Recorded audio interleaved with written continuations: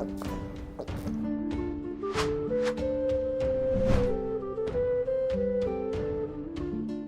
Moin, hallo und herzlich willkommen zu einem neuen Video hier auf meinem Kanal. Und heute gibt es ja eine Runde Shaxx at Fidget, ja. Turbulenter Auftakt hier. Und zwar geht es heute wieder um Turor auf S7, der ja jetzt den legendären Dungeon auch ein bisschen gespielt hat. Und wir wollen schauen, was er an Runs dieses Mal gemacht hat, wie viel er diesmal ja dagelassen hat und was er an Stat-Punkten dazu gewonnen hat. Ne? Und ja, da gucken wir heute direkt mal rein. Ansonsten nochmal unten in der Videobeschreibung beziehungsweise unten in den Kommentaren. Ja, da ist das alles verlinkt, die komplette Reihe zu Turor, was sein Vorhaben hier ist und sein Progress, was er hier geplant hat und ja, wie das Ganze so weitergeht. Wir begleiten das hier und ja, würden mal sagen, let's go. Also, Turor hatte in dem letzten Video, was wir hier gezeigt haben, 37.000 Geschick und 25.000 Ausdauer. Das konnte er jetzt auf 27k upgraden und das Geschick konnte er auch upgraden auf 43,4k. So, das ist natürlich hier unten auch der Beweis. Am 24.06. ist das Thumbnail entstanden und ja, das ist auf jeden Fall der Progress vor dem legendären Dungeon und ja, das ist jetzt eben das Ergebnis danach. Er ist auch in den Rängen ein bisschen nach oben gestiegen, aber das ist, denke ich mal, jetzt noch temporär, eher zweitrangig, irgendwie interessant. Ja, ein bisschen.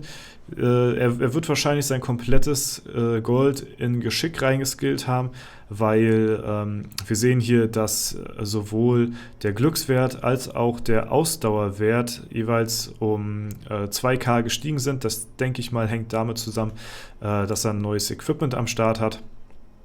Ja, was ja Dreier-Attributs-Items sind und daher so ein bisschen das Improvement kommt.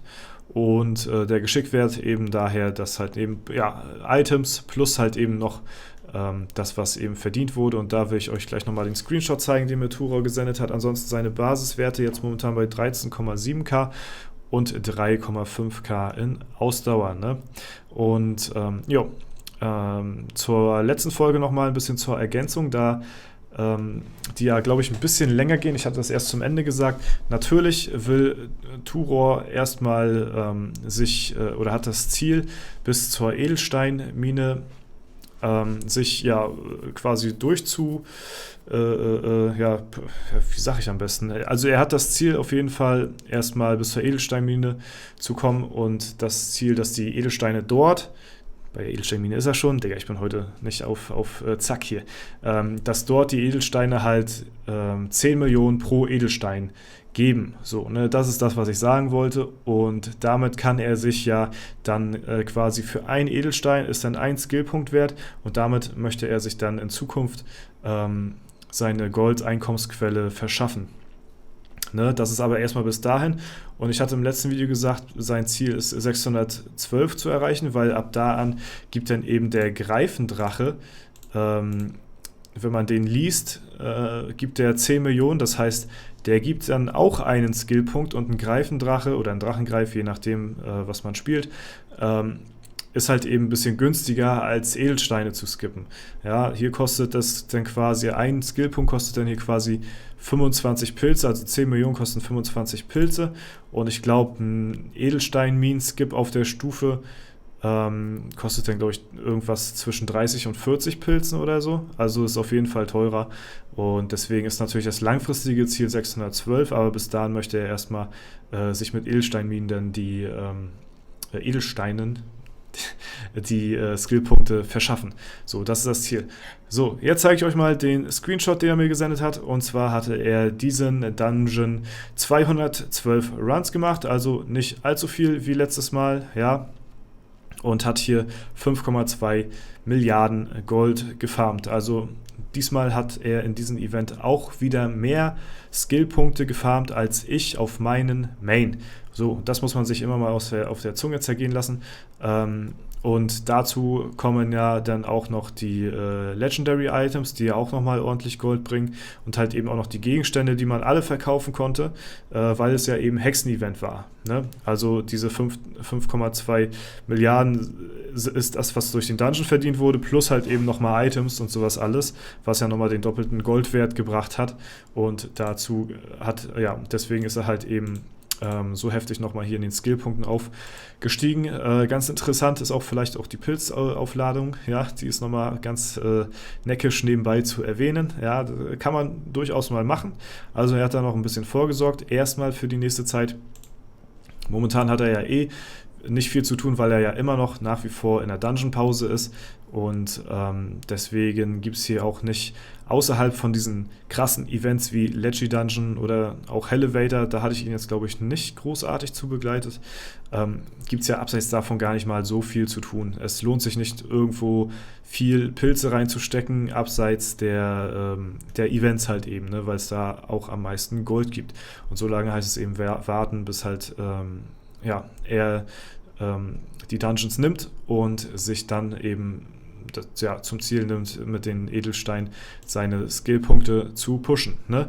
Aber ansonsten, wie gesagt, er ist hier Stufe 394, hat nicht ansatzweise das Goldeinkommen, was ich habe auf meinem Main.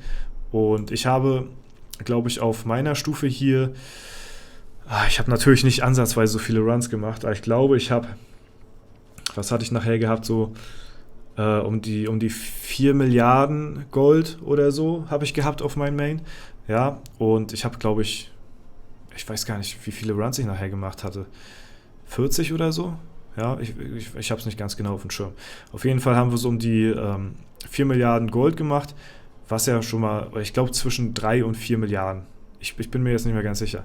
Ne? Was ja auf jeden Fall auch schon eine ganze Menge ist. Und vor allen Dingen auf der Stufe ist das ja noch relativ einfach erreichbar, so viel Gold zu bekommen, weil du halt aus den Kisten halt eben 15 Mille kriegst und bei den Gegenständen, die du verkaufst, bekommst du ja auch noch ein bisschen mehr Gold als er auf seiner Stufe, beziehungsweise die legendären Items, die bringen ja halt auch bei der Hexe 20 Millionen, was ja schon mal 2 Skillpunkte sind so für mich. Und deswegen fällt ihm das natürlich auf seiner Stufe nochmal ein bisschen schwieriger und hat halt eben trotzdem mit sehr vielen Runs da entgegengewirkt, dass er eben die Woche mehr geskillt hat als ich mit Stufe 600 plus.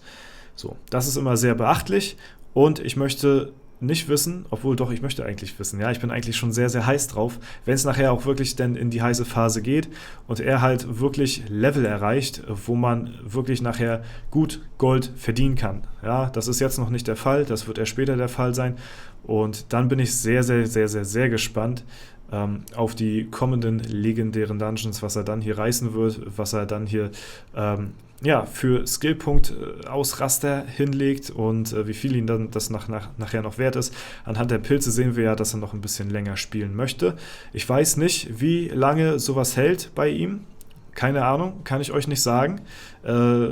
Aber erstmal scheint er ja schon mal einen guten Tag damit verbracht zu haben, Pilze aufgeladen zu haben. So. Also das ist ja erstmal schon, so viele Pilze muss man halt auch erstmal aufladen, auf dem Konto haben. Und das werden, denke ich mal, auch nicht die letzten Pilze sein. Wie gesagt, er hat vor, der beste Assassine der Welt zu werden und mit dem Projekt, dass halt eben für ihn Geld keine sehr große Rolle spielt, kann er halt eben einen kleinen Teil davon in Shakes and Fidget stecken, was ja eben auch dann so sein Hobby ist, Gaming, und wir können dadurch dann das Ganze begleiten, können davon auf jeden Fall sehr interessiert mal zuschauen und gucken, wo die Reise hier so hingeht. Es ist meiner Meinung nach ein sehr interessantes Projekt nach wie vor, um halt zu gucken, was passiert, wenn du in einem Pay-to-Win-Game so hart reincasht, dass du halt eben, keine Ahnung, dass halt eben Geld für dich keine großartige Rolle spielt. So, ne? Und ich bin gespannt, die Leute auf dem Server, auf dem er hier spielt, ich denke mal, die werden alle schon ein bisschen, Bange haben, sag ich mal. Don Serapio hier noch auf Platz 14. Ja, der spielt ja schon seit Ewigkeiten nicht mehr, aber der hat ja auch ordentlich vorgelegt damals. Und ja, da bin ich gespannt, ne, wann hier der Ormel vom Platz gestoßen wird durch den Turor, ja, der ja momentan noch ja, nicht sehr weit oben ist in seiner Gilde. Er spielt jetzt schon in der Top 1 Gilde in Cosa Nostra und ist hier halt noch eben auf der letzten Platzierung. Er könnte natürlich schon deutlich höher sein, aber es bringt ihn halt eben nichts, weil das Dungeon Sparen halt eben XP-technisch gesehen natürlich mehr rentiert, ne?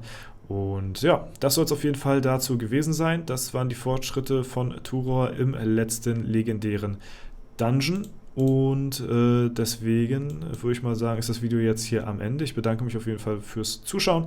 Wir werden, sobald es was Neues gibt, natürlich hier auch wieder reinschauen. Und das war es soweit von mir. Ich bedanke mich, haut rein und bis zum nächsten Mal.